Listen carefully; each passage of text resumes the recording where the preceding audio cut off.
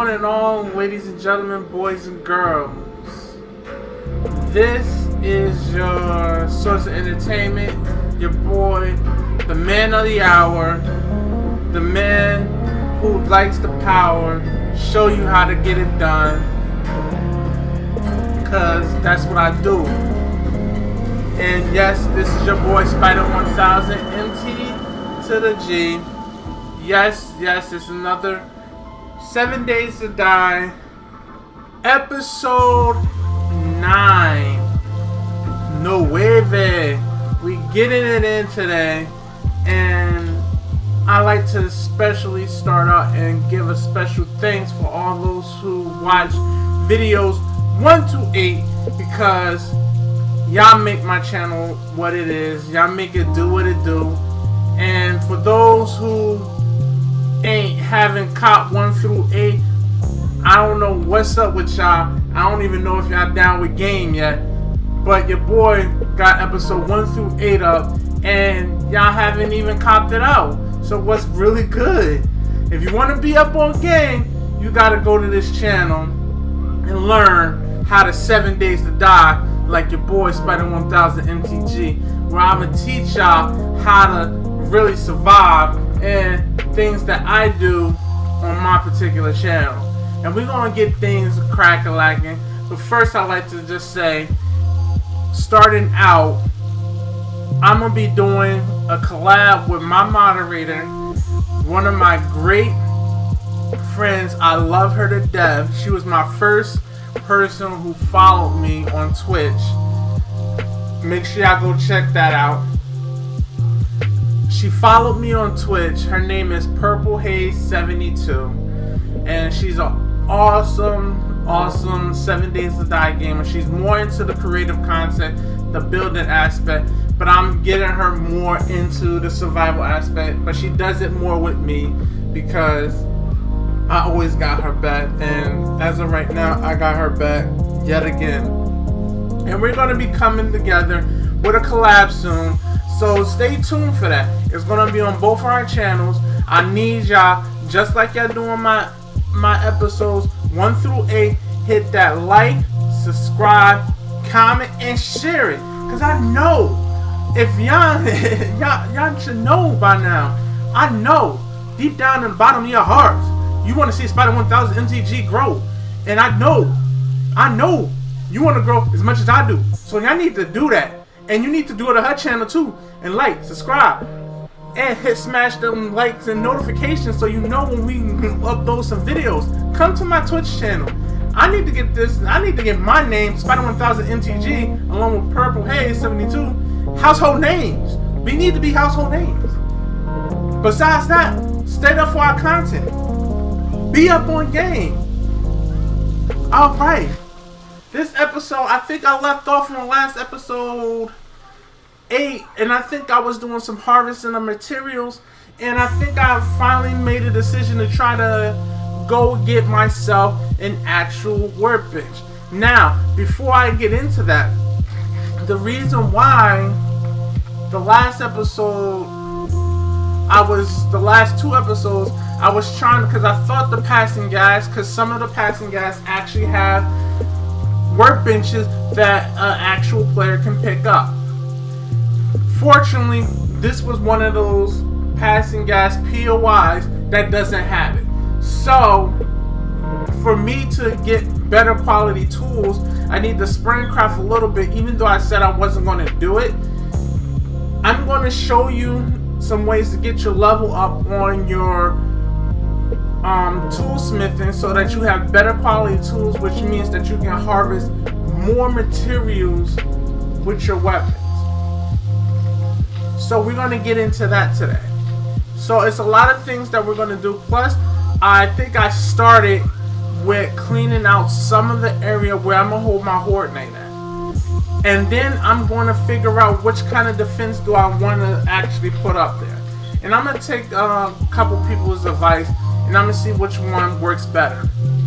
Now, the 2 defenses that I actually have for starting out during your 7 days is, one is a pole defense. Now, pole defense are really good in console versions.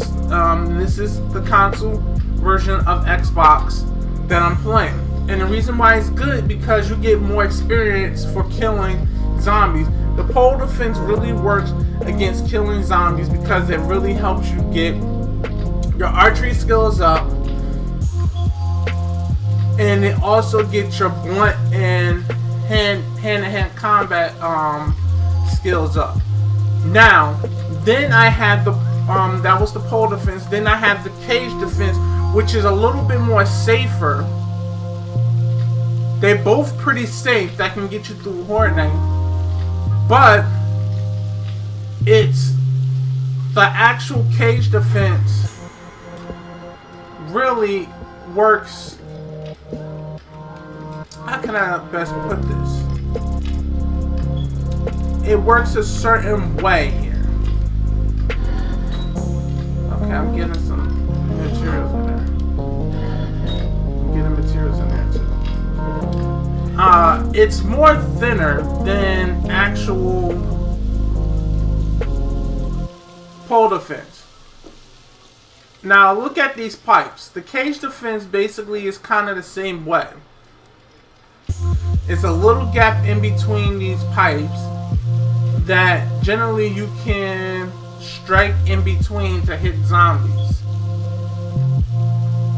But generally, the pole defense has kind of a little glitch with it. And the glitch is that it's hard for zombies to get an angle. Ooh, potato. It's hard for them to get an angle on the actual pole, so they don't do much damage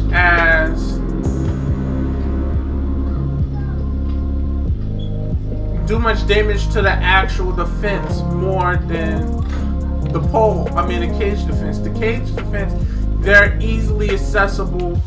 They hit it. Now, so that means that if they actually hit it, they'll do damage to your actual pole. Now that pole has hit points just like you in much as the zombies. And once those hit points is gone, they basically destroy that particular block or that frame. Now with the pole defense, it allows you to get your archery and your firearms and stuff up. But in this particular version of console, it gives you more or less ways for them not to get a proper angle to actually strike one of your blocks, the poles, because it's kind of thin, but they can't walk through it and they can't get a good angle on hitting it. So that means that you won't have to put that much resources in repairing it at the end of a Horde Night, unless it's a block that's a little bit bigger and they can get a good angle on it. And even if they do manage to hit it and break it, it's only a certain amount of zombies that can actually get through. And generally most zombies can't get through a pole defense, because the dogs can only need to break the bottom one to get through. But you can easily repair that with like a wood frame or something of that nature, or even another pole. So that's the only thing that you have to worry about. Generally, I like to make my pole defense like 4 poles high. You can get away with 3. I wouldn't suggest it because you need to be able to jump. So I give at least a 4 high. And it allows you to more or less get more or less, as I said, you don't have to worry about putting too much resources and repairing after Horde Night. So that's a good thing. The second thing, the cage is a little bit more sturdier, but the problem with the cage is that they can do more damage to a cage more than a pole. So I'm gonna see what y'all want to actually see. We're gonna work on that.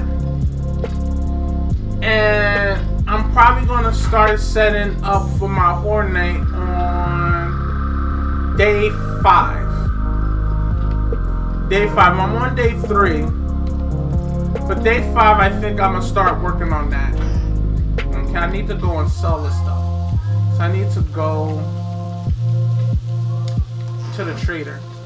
Maybe I can get some mechanical parts. I think I have to see how many mechanical parts do I have. Plus I need 2 more parts.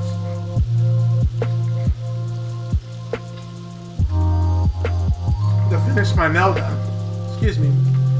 So we're going to get into a lot of things. So right now I need 9 more mechanical parts to make myself an actual workbench. So this is where I'm going to start my mine. So I'm going to open this wall up. And I'm going to make this into like a workstation. Now,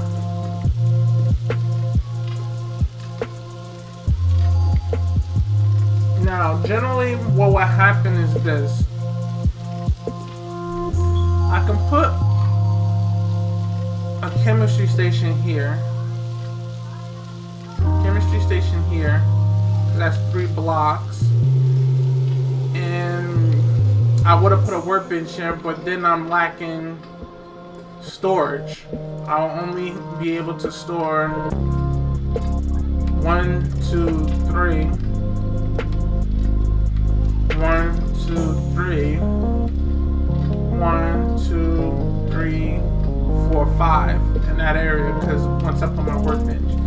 So I'm thinking about opening this up and continue over here to this wall. But I'm also thinking about opening it up because it will give me more space. So, but then we're going to get into maybe farming after my first Hornet. I will start working on a farm. I have blueberries, I have potatoes, I have corn. I don't have any mushrooms yet. I have coffee beans.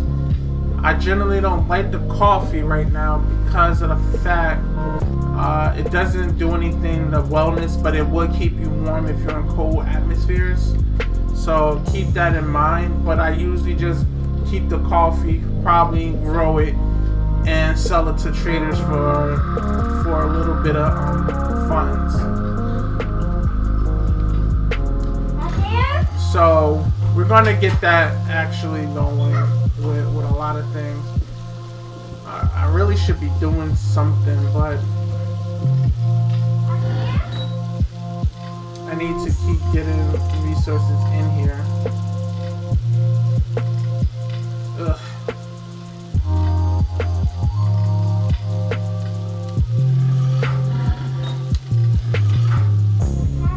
Let me see, what food can I make? I don't have enough eggs. I have enough eggs, but I don't want to get too low with my eggs.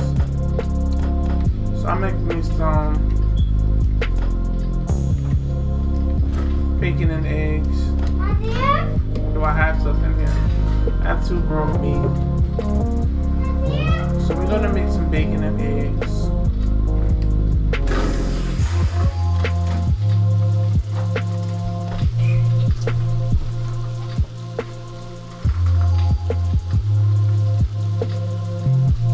So we're gonna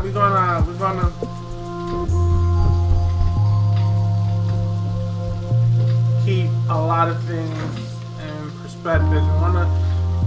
Because my meat look like it's gonna be going down soon. So next thing I'm gonna show you guys how to make a good sustainable source for food.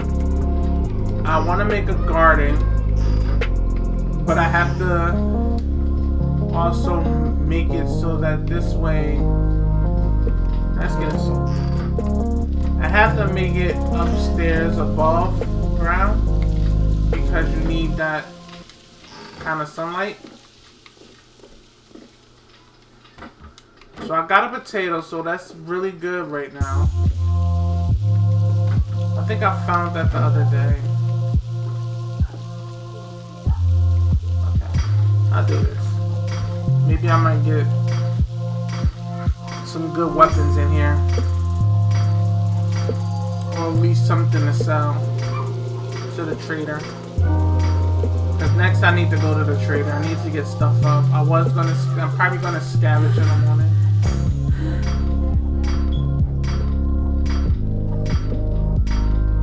Maybe he might have some. I can get the 9 pieces of.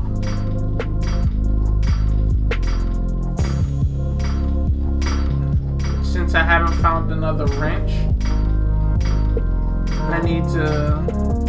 Hopefully, he'll have the things I need to make a 9 mechanical parts so I can. Okay, that's not bad. All this is sellable.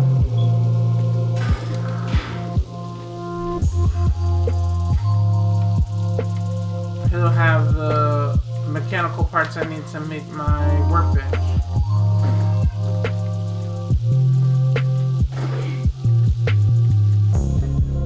But I am gonna also go and hopefully find another wrench. And I'm gonna go pick up that.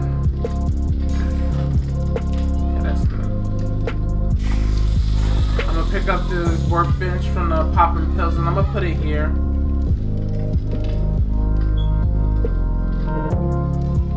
And I might just cut this pillar out, put some storage here, and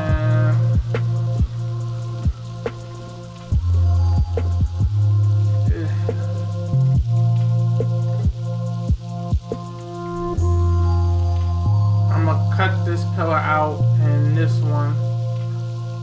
Open this up. Take this out.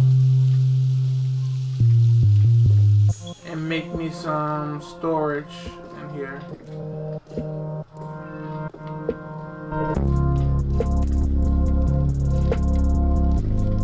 Or make some. I don't know. I have to work on this and see this design and how I'm gonna do it. I'm gonna revamp this kitchen. I'm gonna take this out and I'm going to have something this way. Put a sink here. Put storage here. All that's gonna be storage for food. Take that out. Probably put some new storage here. Put a oven here or a sink here.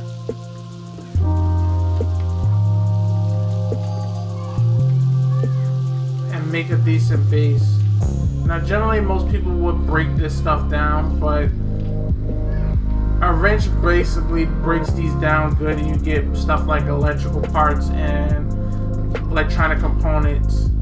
So we're going to do that when we get a more powerful wrench. Generally, I would be mining right now, but the way things played out, I don't want to use up all these resources yet. Okay, so that stopped burning because I ran out of fuel in it. It got the metal in there. Same thing with this. Okay.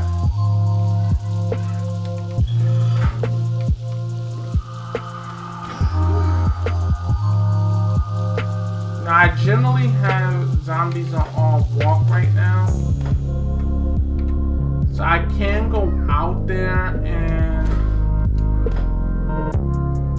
go scavenge a couple houses to save some time.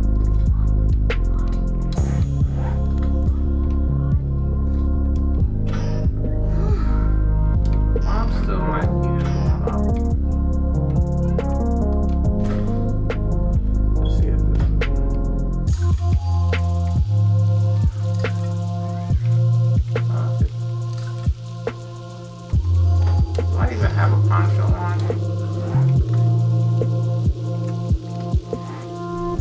No wonder why my heat is going up. I gotta take that off.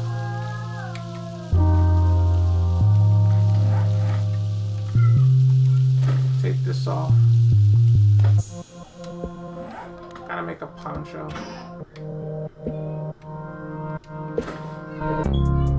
So I'm gonna show you how to make a poncho because you have to monitor your temperature. And monitoring your temperature is an important thing because if you're too hot, you start dehydrating a lot faster, so it takes away from your water. But if you're too cold, you get to hypothermia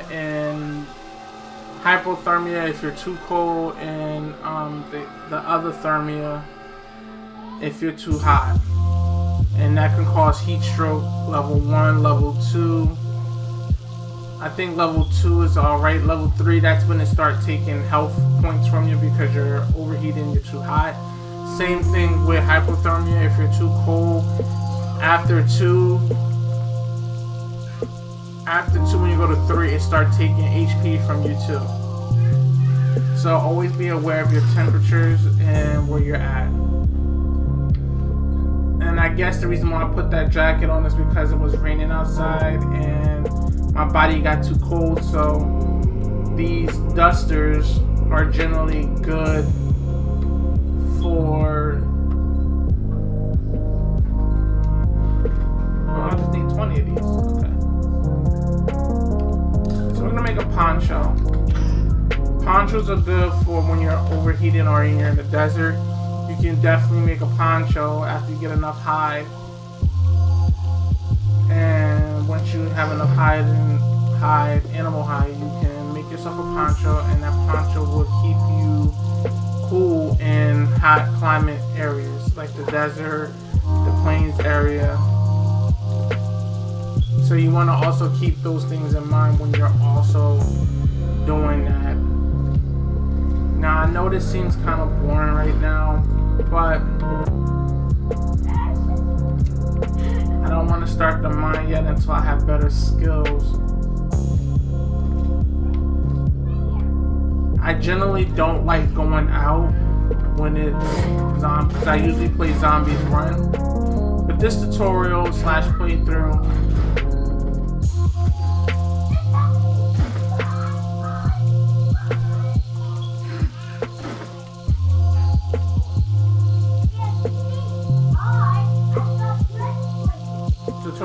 playthrough, zombies are walking. Oh, time to eat.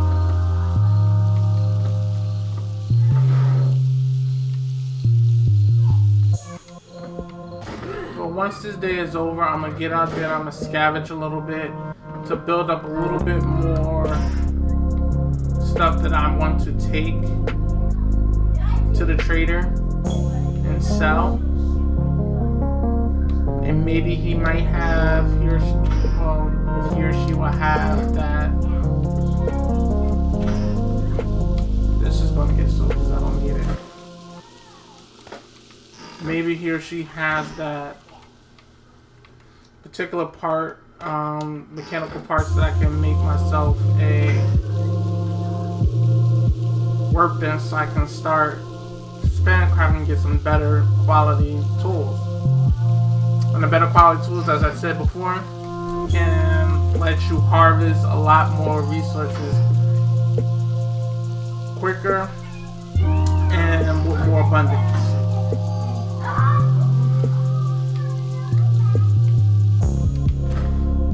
I need to get some of these. So we're going to put some of these painkillers, because generally I don't like to use painkillers. As I said, if you look at the stats, it takes away about close to 50% of your hydration, but it also, painkillers get the ping 100% healing effect, and what that means is it starts healing you. But the problem is, the trade-off is that you lose hydration, and if you become too thirsty, you lose wellness. And if you lose wellness, that means that your HP points will go down. So painkillers are good in the beginning game and also necessary in the back game. If you have a really high water supply area, like a pool, lake, or something that nature where you can constantly grab water, then you can use them as a quick pinch to actually heal yourself up if you take some damage. But if you don't, they're good selling items for the actual trader in the early game to get you some loot, to get you over that hump. So also keep that in mind when you're actually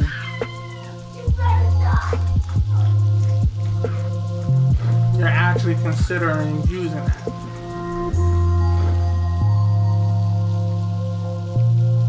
I always have to take in consideration the biome that I'm in, and I also have to take in consideration of my food supply,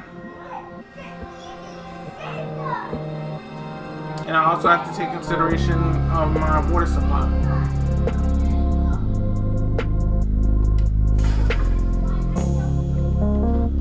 So now that we got that up and going, so generally I would like to just take this more time and explain a lot of things, and that I probably didn't, that I touched on, but I never really fully covered in my 1 through 8 videos. I gave you just a basic underlining and under some key points. Generally, I don't try to make it to the trader until day 3 or 4, and it's not because I don't want to complete the quest, but generally if you go directly to the trader now without scavenging anything, it's just a wasted trip except for you getting a quest. And generally I like to make everything that I do beneficial to me in some kind of way, even if it seems like an uneventful more or less task or event. I like to make the most of my time.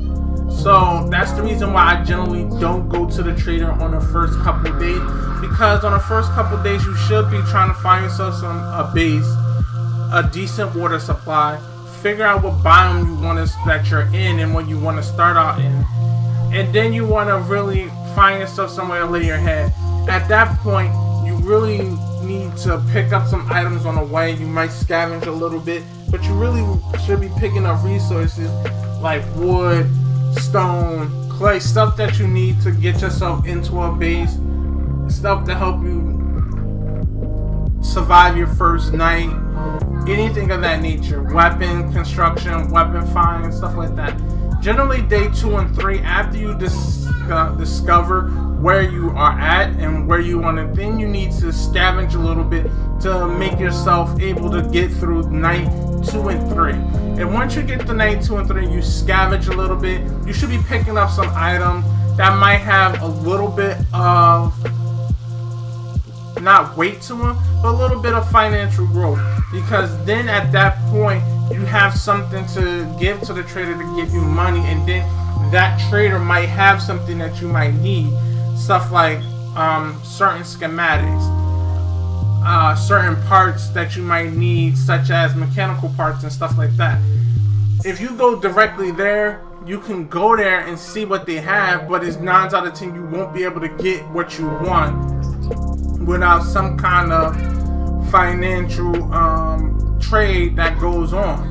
So generally the currency in this game for traders are these little Duke tokens. Now generally when you scavenge like a cash register, sometimes you find them in the garbage. You'll find these little things all around, but generally you want to pick up stuff that won't do you any good in an early game like so. This will not do me any good because I don't have all the pieces, and 2, it's all of a low quality. You trade those things off to the trader, that's financial gain. Now, I might be able to get 128 for selling this, but depending on my bartering skills, I might not get the full weight of what that costs. Not yet. So you generally want to pick up stuff like schematics is always good financial gain. These gun parts are always good financial gain. Some of these clothes are good financial gain. Now, generally, I have what I need for clothes-wise, but I might want to go out and scavenge just a little bit more to go to a trader. And once I go to a trader, then I can sell the stuff and get more money.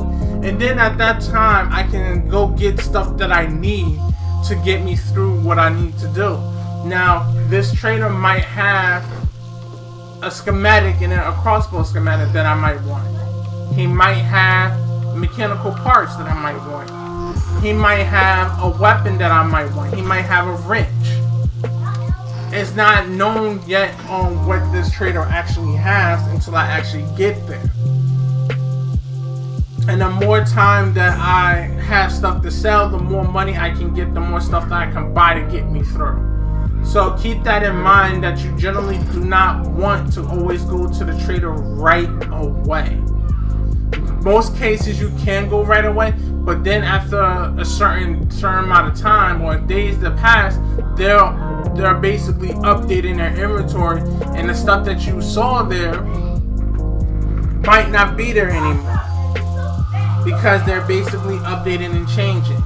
So keep that in mind when you go out and go to the trader. Sometimes it's always good to wait. Now, day 4 is a decent time for me to go up there and see what he has, because I got a little stuff that I can sell. I might find some more stuff that I can sell on the way up there, and that will generate me net me a little bit more funds to sell to him. That's the number one reason why I don't generally go to the traders right away, right off the bat, because it's not necessary at this point in the game. Let me see, can I make me...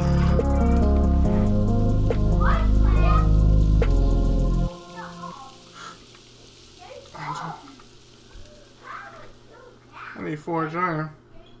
I'm not playing Forge Iron for that. I'll make me a reinforcement club. And we'll scrap that.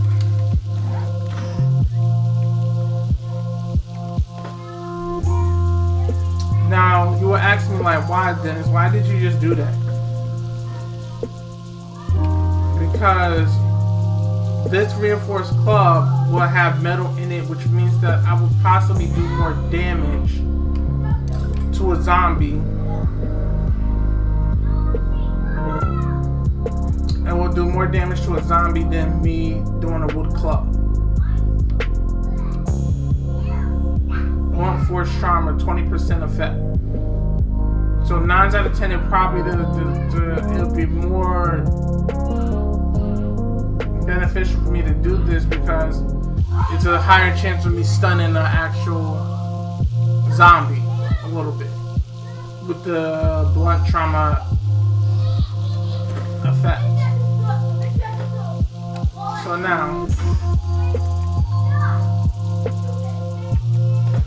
now that I did that, we're also going to, let's see what else I can explain. So we got a weapon out. We're still waiting for the next day. I don't generally like going out, but since the zombies are walking, I should go out and scavenge a little bit to come back and take some of the stuff up. But also skill points. As I said, generally I don't like putting points into stuff that I can do manually. Stuff like armor smithing and tool smithing, because the more that you do it, the more points that you get just for doing it. Athletics, stuff like that. So I generally don't put points into those. Let's see, I need to get my workbench. Now I have the recipe for the workbench. Now I can make me a workbench. Now I have 5 points left. What should I put it into?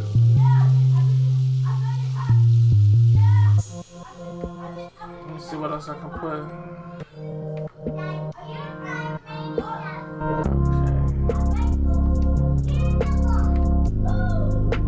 I don't put points in the bartering, because points in the bartering, once you sell or buy stuff from them, your points go up regardless. Let's see the guns. I need the certain level gunsmithing. So so I can get that. But I have 5 points that I'm probably just gonna sit and save. So this is what we're going through right now. It's waiting for a time. I got an hour left before it's time for me to get out there, and we're gonna get out there and we're gonna get a lot of things going. I need to really find some aloe vera so I can make seeds of aloe vera. I need to find me some mushrooms so I can have mushrooms, and maybe they at the end, well, because I still need to get more materials up. Before then, I need to get more materials up.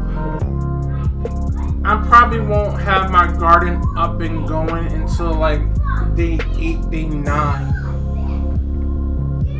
And then I'm going to show you how to make a vegetarian sustenance so that this way, if you don't go hunting all the time, you can have a hearty vegetable sustenance that can sustain you between having, let's go to the creative scene, and I can show you what you can get in that. I mean, I created the food scene. Food and cooking. These are the different kind of seeds that can sustain you. Aloe vera seeds make aloe vera plants, which makes medical aloe vera cream, which can make medicated band-aids, which also stops bleeding but also gives you a little bit of health. Regular bandages just stop the bleeding, but they don't bring no health back to you. So this way you don't bleed out if you get hit by a zombie. Blueberries, you can make blueberry pies with blueberries, which is really good. Chrysanthemum is a kind of plant-based that you can make tea with. Cornmeal, you can take out of corn and make cornbread out of cornmeal. You can make blueberry pie with the crust. And cornmeal is just good all around to have to make 2 different foods, cornbread and pie. Corn, you can just make cooked corn. Goldenrod is just another tea that you can drink that gives you good wellness and gives you the same amount of hydration as water. Then you have your mushroom spores, which makes mushrooms, which you can eat mushrooms outright and it helps with your fullness, but you can also make a vegetable stew out of them, much with corn and potatoes. Potatoes, you can make baked potatoes. You can make a vegetable stew with potatoes. That's a good food source. Yucca, as I said before, in the desert biome, you can live off of yucca because you can eat the fruit and you can then convert whatever fruit that you have of yucca and make it into yucca juice, which also give you a cooling effect as much as the tea does. The red tea, which is crystalline tea, and it gives you a cooling effect. So if you're overheating, it gives you a cooling effect. So this way it's like you're cooling down like an iced tea. Then you have hops, which is used to make beer. And beer is a good thing to have in this game because beer makes it so that this way you don't get stunned like when you saw me playing probably a couple episodes ago. You don't get stunned by a zombie hitting you if you're kind of like intoxicated. So that's why most people keep beers on their hot belt, because you drink some beer and you run around and the zombie actually hits you, they don't have a chance of stunning you. So that's a good thing. Then you might still be able to get bleeding out because they injured you, but these bandages help with bleeding out. But you would want the medicated bandages because medicated bandages would give you a little bit of health back, help restore your health and everything else. Now, yes, like, so when we're making stuff like this in a cooking pot, as I said, once you have enough, the 3 major things, you can live off vegetable stew for the longest period of time, and it always grows back. As long as you're able to grow your vegetables, you're good. Excuse me. And it might not be as full as meat stew, because meat stew also gives you a good point of healing with food effect. You get a healing effect with food. It might not be as hearty because the meat gives you an extra bit of fullness. But if you don't find the animals, it still gives you good wellness. It's very sustainable. It's very sustainable, and it, with that sustainable meaning that as long as you have a decent water supply, as long as you can able to grow potatoes, corn, and mushrooms, you're gonna have vegetable stew that you can live off of. It's a very sustainable thing. You don't have to really worry about going out hunting meat as much, because you have a real powerful food supply coming in. And then you can grow your own medical supplies with aloe vera plants. You can grow cotton, which helps you make cotton cloth fragments to make medical bandages and other things with cloth. You can make hop seeds to make your own beer. And making your own beer will help you keep you from being stung by zombies if they hit you.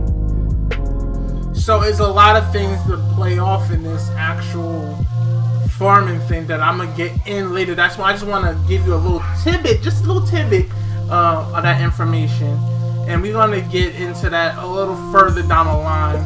But through this playthrough, I'm sorry it seemed kind of dull, but I wanted to go and touch over some key points that I did point out, and I didn't probably explain as much as the previous episodes.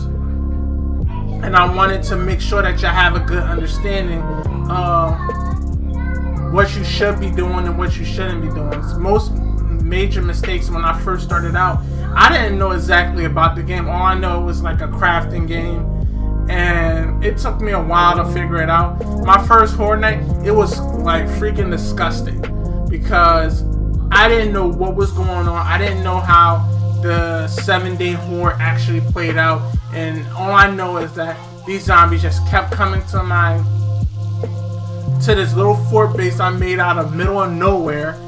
Didn't know about the towns, didn't know anything about that, and I was just building little wood frame castles, and I thought my junk was the stuff, and it wasn't, because my first Horde Night, me and my friend Captain Red Zone, we played it and we got massacred. I mean, literally massacred. I mean, we kept trying. It was like we kept spawning at the bed. We didn't know that was what the Horde Night was. And then I had to start learning and figuring things out and watching other people play it. And then most of the other content started playing off of that. And then I was like, wow, I didn't even know that. I was like, no wonder why these cats really destroyed my place. I didn't know about a forge. I didn't know what a forge really meant. What you had to do to a forge. I didn't know that. I was still running around with a by 7th, 8th day. I was still running around with a daggone stone axe and a stone shovel, and that's all I was doing. I didn't know about how to forge anything. I didn't know anything about that. And a campfire. I was just out there trying to hunt and get meat and bring it back. That's all I was doing. I didn't know about this, but I like to thank y'all. This is just a kind of recap to tie most of my other episodes together, since it's 4 o'clock now, 4 a.m. in game time. We're going to actually get out and scavenge a little bit, just enough so this way I can go to the traders on the next episode and get some things, and then we're going to tie everything together. We're going to try to get some more resources. I'm going to try to make a a workbench tomorrow on the next episode, and we're gonna get it going. So I'd like for y'all to just make sure you check out episodes 1 through 8. 1 through 8. And hit them like, subscribe, and comment. And share this video. As I said, I know you want to make this channel grow. Because you know that you want to make this channel grow. So let's get this thing going. You can check me out on other platforms at twitch.tv/Spider1000NTG. You can catch me at Spider1000NTG on Instagram and Twitter. You can catch me at Spider1000MTG@gmail.com. Hit me up. Let me know what you're thinking about. Let me know what's on your mind. Remember, keep yourself, have a plan before you can even go out there. Once you got your plan, now it's just all about execution. Once you got your plan and you execute it, everything else falls into place. This is the A-Team kind of playthrough. So thank y'all and have a good day, good weekend, wherever you at, night, whatever. This your boy Spider1000 MTG saying peace.